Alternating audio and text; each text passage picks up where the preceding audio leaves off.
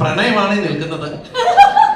ഇതില് നമ്മൾ കണ്ടത് ധ്യാനും ദിവ്യയും കെട്ടിപ്പിടിക്കാനൊക്കെ പഠിപ്പിക്കുന്നത് സോറി ആശ്വാസമായല്ലോ. ഇപ്പൊ സന്തോഷമായിട്ട് വീട്ടിലേക്ക് പോവാലോ. അതെ 2 ദിവസമായുള്ളൂ സർ. എനിക്ക് ചെറിയ രീതിയിലൊക്കെ കിട്ടി തുടങ്ങുന്നു സർ. താമസിച്ചു സാർ. മേക്കപ്പ് ചെയ്ത് കുറച്ച് ലേറ്റ് ആയി പോയി സാർ. ഞാൻ വിജയ് സാറിന്റെ പരിപാടിയായിട്ട് കുറച്ച് അധികം മേക്കപ്പ് ഒക്കെ ചെയ്ത് അതുകൊണ്ട് കറക്റ്റ് ചോദിച്ചു ഇവിടെ എത്ര മണിക്കാണ്. കറക്റ്റ് ഷാർപ്പ് 7 മണിയാണ്. കറക്റ്റ് വിജയേട്ടാ എന്റെ അമ്മായി. ഞാൻ വന്നിട്ട് ഇങ്ങനെ നോക്കി വിജയേട്ടനെ കണ്ടില്ല ഇവിടെ. ഞാൻ വിചാരിച്ചു അവസാനം ഞാൻ വിജയേട്ടൻ മുങ്ങി കാണാനില്ല. അത് വിജയേട്ടന്റെ എപ്പോഴും അത്ഭുതങ്ങൾ സൃഷ്ടിച്ചിട്ടാണ് ഓരോ ഫംഗ്ഷനും പ്രത്യക്ഷപ്പെട്ടുകൊണ്ടിരിക്കുന്നത്.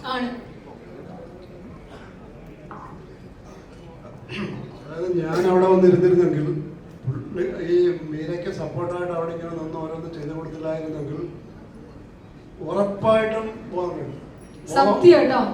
ബോധം ഉണ്ടോന്ന് അറിയത്തില്ല.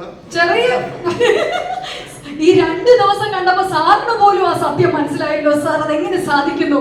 എന്നാലും ഞങ്ങളൊക്കെ ആഗ്രഹിച്ച ഒരു കാര്യമാണ് ഈസ്റ്റ് കോസ്റ്റിന്റെ ബാനറിന്റെ കീഴിൽ ഒരു സ്റ്റേജിൽ ഒന്ന് നിൽക്കണമെന്ന്. അതിങ്ങനെ സാധിച്ചതിലുള്ള വലിയ സന്തോഷം അറിയിക്കുകയാണ്. മൈ ബോസ് പോലെയൊക്കെ ഒരു വലിയ വിജയമാവട്ടെ.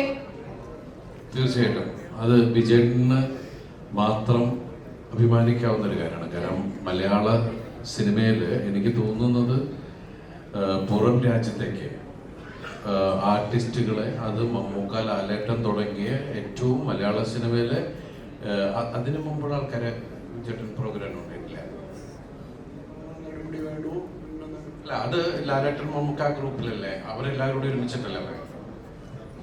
അല്ല ഞാൻ ചോദിക്കുന്നത് നസീർ സാറൊക്കെ. നസീർ സാറിനെ കിട്ടിയിട്ടില്ല.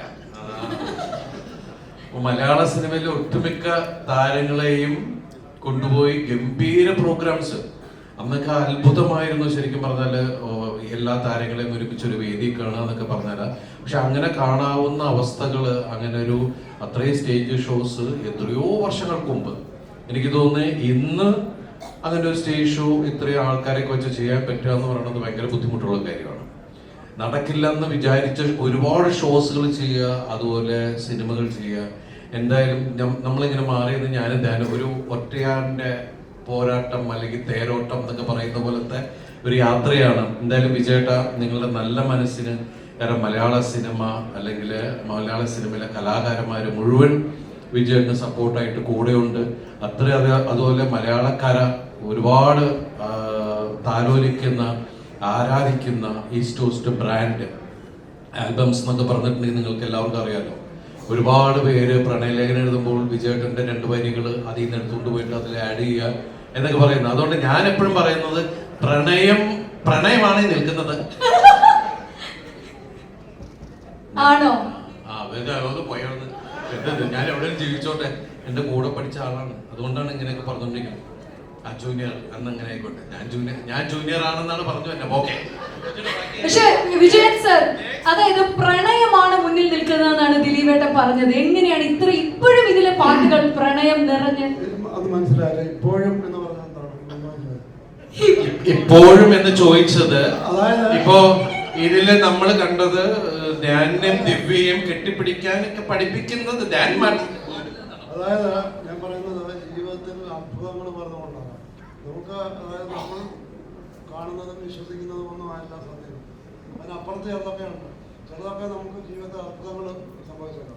എനിക്ക് നമ്മുടെ പാലക്കാട് അവർ തരുന്ന അരി മാത്രം കഴിച്ചാൽ മതി എന്തൊരു എനർജി ആയിരിക്കും പറയാം. തീർച്ചയായിട്ടും കഴിഞ്ഞ ഞാൻ എന്ന് വിചാരിച്ച് അവരോട് ചോദിക്കരുത്. അങ്ങനെ കൊടുക്കുന്നതല്ലത്. അവർ സ്വന്തമായിട്ട് ഇത് ചെയ്യുന്നത് മാത്രമാണ്. അപ്പോൾ ഇത് തന്നെയാണ് ഊർജ്ജം. നമ്മൾ ഈ പറയുന്ന പോലെ നമുക്ക് ഇഷ്ടമുള്ളത് മനസ്സിലായത്. അത് എന്തും ആകാം. പിന്നെ പ്രണയം എന്ന് പറയുന്നത് നമുക്ക് എന്തിനോടും ആകാം. നമ്മൾ ചെയ്യുന്ന ഏത് പ്രവർത്തിയോടും ആകാം. വ്യക്തികൾ മാത്രം ആകണമെന്നില്ല. ഞാനിപ്പോൾ ഇന്ന് ഈ ഷോ പ്രണയിക്കുക അതുകൊണ്ടാണ് അവിടെ വന്ന് തന്നെ ചോദിക്കുന്നത്. തീർച്ചയായിട്ടും ധ്യാൻ ശ്രീനിവാസന്റെ പ്രണയം എന്തിനോടാണെന്ന് പറഞ്ഞ് നമ്മൾ വൈൻഡപ്പ് ചെയ്യുന്നു. യുവർ പ്രണയം എന്തിനോട്? ഒറ്റ വാക്ക്. മീരയോട്. സോറി ആശ്വാസമായല്ലോ. ഇപ്പൊ സന്തോഷമായിട്ട് വീട്ടിലേക്ക് പോവാലോ. മനസ്സമാധാനമായി കിട്ടി. എല്ലാം ചോദിച്ചു മേടിച്ചു.